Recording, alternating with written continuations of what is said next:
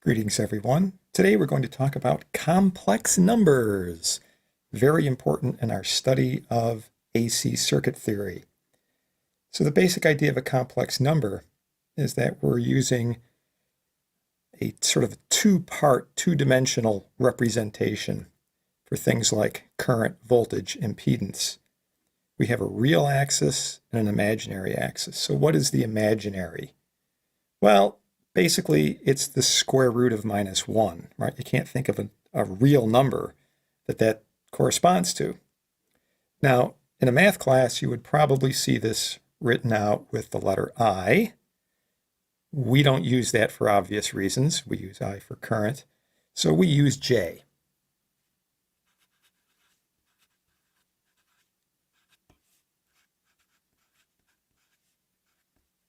So J is equal to the square root of -1.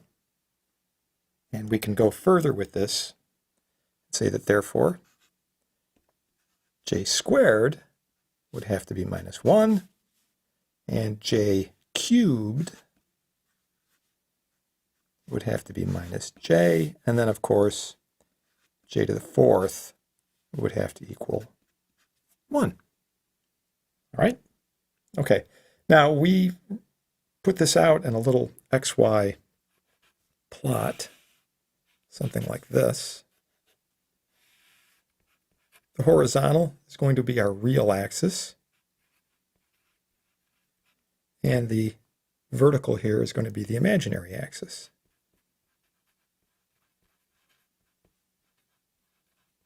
All right, so obviously plus minus as expected. So we sometimes call this the J-axis. In other words, this would be plus J and this would be minus J, right? And what we'll do is we'll describe, like a voltage or a current, for example, as a vector on this plane, on this real imaginary, this complex plane. So for example, we might have something like this. I have some magnitude out here. That's my vector. I'll just use an M for magnitude. And then there's an associated angle, theta. That's one way to describe it. That particular way we refer to as polar form. All right, so polar form is also referred to as magnitude plus angle, right? Magnitude at some angle theta. But we can also see that this is made up of components. In other words, I have a component on the real axis, right, this, and I have a component on the imaginary axis, right, that guy. So this piece, we would call the real part, and this piece we would call the imaginary part. That we refer to as rectangular form.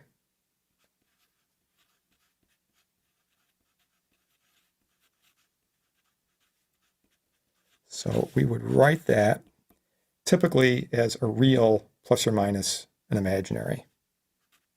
We usually just put the reals first.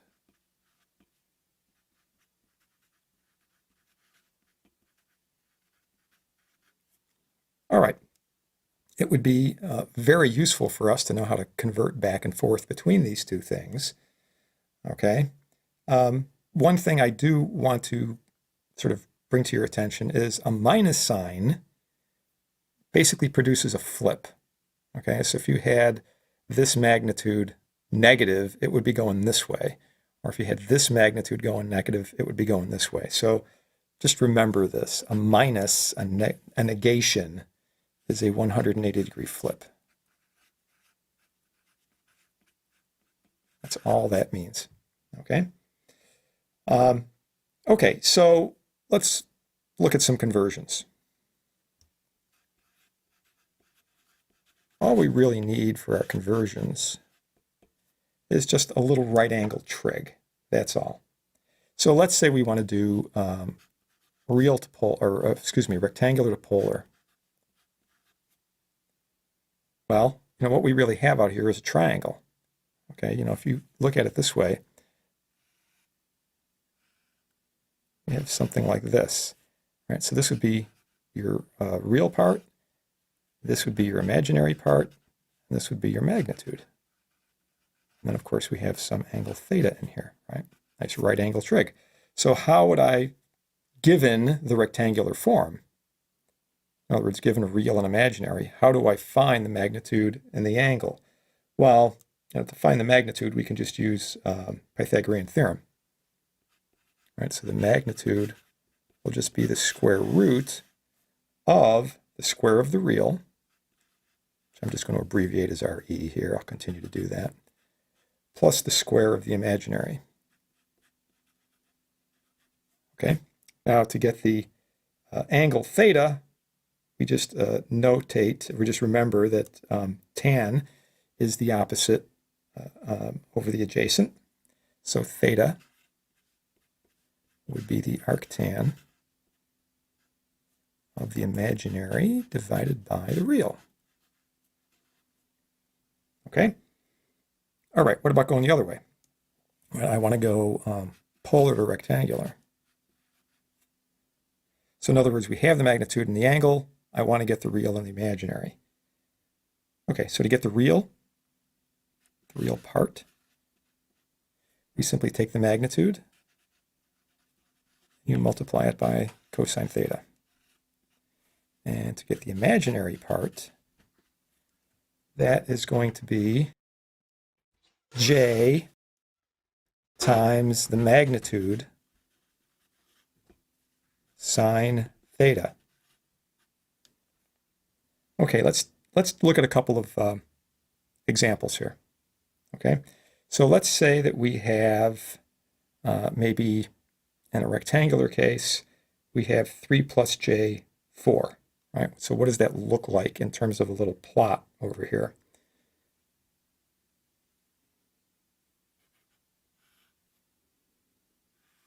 We would have something like this. Okay, so here's my j4, here's my 3,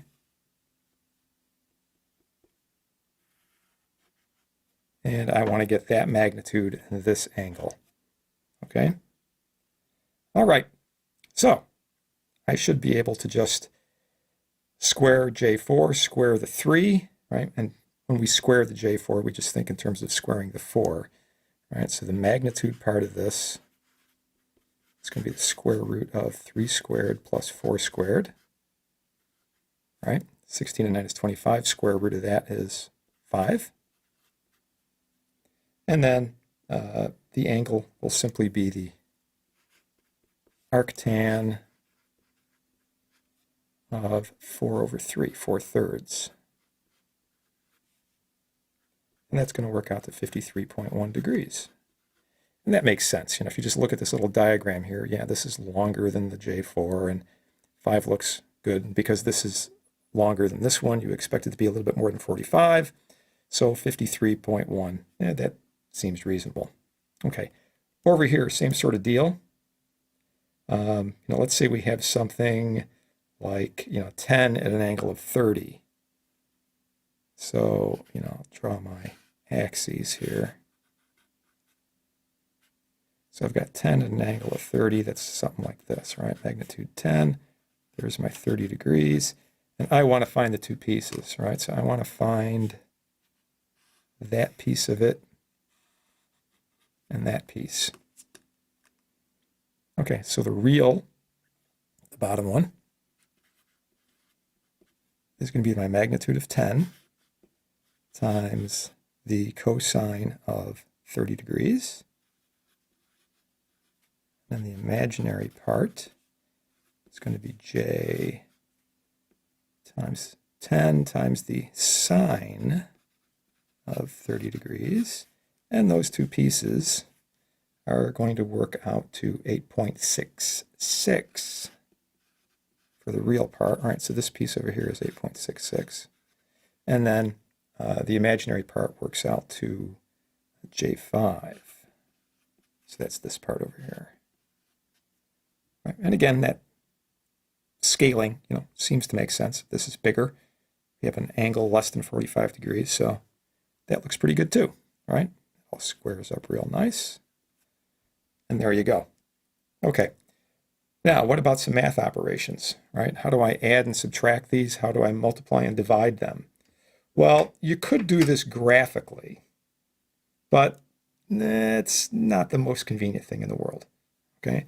So if I wanted to add or subtract, right, just to kind of give you a visual on this, so suppose I have, I'll just call them A and B. I have a vector over here. Right, so I'll just call this guy A. And then we'll change colors over here for B.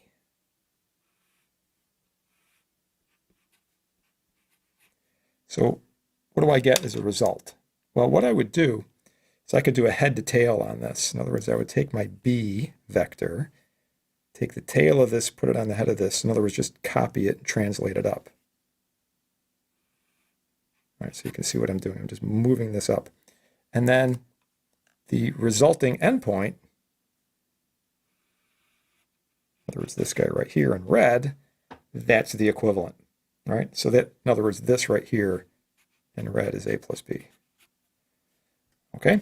If I wanted to subtract, do the same kind of thing, it's a similar process. So again, let's take a vector out here called A and another vector called B.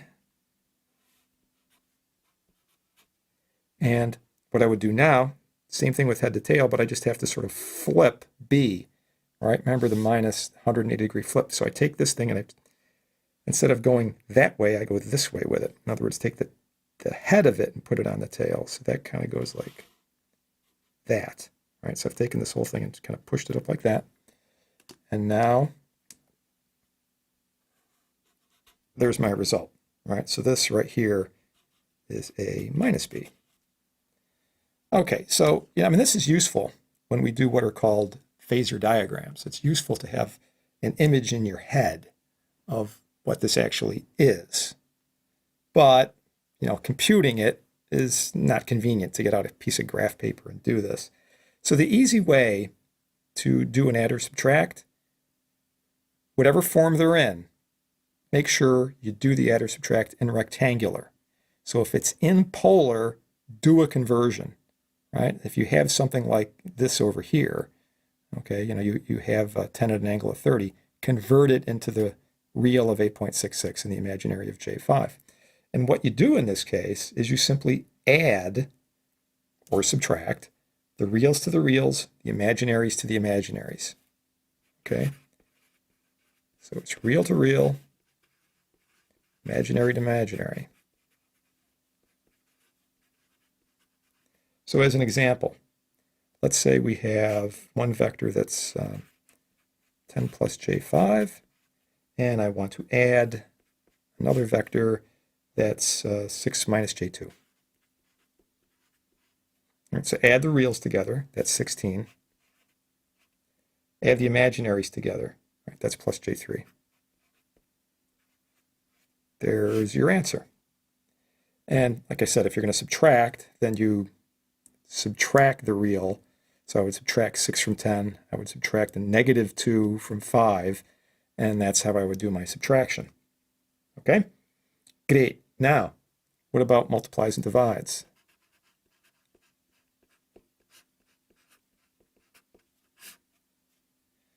Well, in this case, it turns out to be very convenient to do this in polar form. Now, you could do a FOIL. In other words, if you had something like this, like if you had A minus JB, you had some rectangulars, right? And then you did, I'm just going to be kind of generic here, C plus JD. You could do the FOIL. In other words, first, outer, inner, last. You could say, well, that's, A times C, A times the JD, minus JB times C, minus JB times JD, in which case, you're probably going to have to use some of these identities up here. And then you'd have a value that's ultimately in rectangular form. But it's actually really quick to do this if you have it in polar form. So if I have something in rectangular form, in other words, like this thing, the 3 plus j4, I want to turn that into its rectangular form, 553.1. Reason being is all you have to do is multiply and divide the magnitudes, right, the polar form magnitudes, and then you add or subtract the angles, right? So you, just to repeat there, you multiply, divide the mags, and then you add or subtract the angles. Bingo, you'll get an answer in polar form. And if you need it in a rectangular form, obviously you can convert it back. Okay, so as an example, if you had, let's say, 110 at an angle of 20 degrees, and you want to multiply that by 3 at an angle of 40, you would multiply the magnitudes. So 110 times 3 is going to get you 330, whatever the units happen to be. And then we would add the angles together, right? So 20 and 40 would give us 60 degrees. Okay, if I want to divide, let's say I have 50 at an angle of 45 degrees, and I want to divide that by 2 at an angle of 15 degrees. Right, it's going to be 50 divided by 2. Right, there's your divide. So that's going to be 25. And then we subtract the angle. So I'm going to subtract 15 from 45, and that's going to get me 30 degrees. Okay? All right. That's your final result. Now, you'll find it convenient, like I said, in some cases, depending on the computation you're doing, to have things in polar form, and sometimes it's convenient to have them in rectangular form. So ultimately, it's really good if you can go back and forth, if you actually carry them through. Very often for final results, we like polar form because we want to know what the magnitude is. For example, if we have a voltage or a current, we want to know, what that maximum voltage is going to be. It's more convenient to have it in polar form than it is in rectangular form. But sometimes we do want it in rectangular form. So flipping back and forth between these sort of two representations is something you're going to do a lot. Consequently, when you're looking at a calculator, right, to do the computations, it's really useful if, at a minimum, it can do polar to rectangular conversions, rectangular to polar, back and forth. And it's also really good if you have a calculator that can do it in native form. So there are calculators where they might have it like a J or an I operator built into it, and you can just write the value down. Or maybe they'll give you like a little pairing. They might have you write a complex value, let's say in rectangular form, as 5, 3, which would mean 5 real, 3 imaginary. In other words, J3. And some people you'll see will put the J at the end rather than the front. I like to say, 5J3. Some people like to say 5-3J. It's the same thing. The reason I put the J up front is so you don't forget about it and you don't confuse it with a unit. Because like I say 4 volts. I don't want to say 4J volts. I like to say J4 volts. Right? That's maybe a little quirk on my part, but I find that works out pretty good. You don't forget it. You don't accidentally, because this would be evil, right? You don't accidentally do this. You don't say, 5 plus J3 is 8. No, this is not 8. This is completely nonsensical. It doesn't make any sense whatsoever. This is about as sensible as adding your height to your weight and thinking you have a useful number when you get done. Like what are the units for that? Well, he's 6 feet tall and he weighs 150 pounds, right? So, what's the end result? Foot-pounds? Suddenly it's a torque? Doesn't make any sense. Okay, so this is something we have to get very comfortable with, something we're going to use considerably. And homework, baby. That's what you got to do.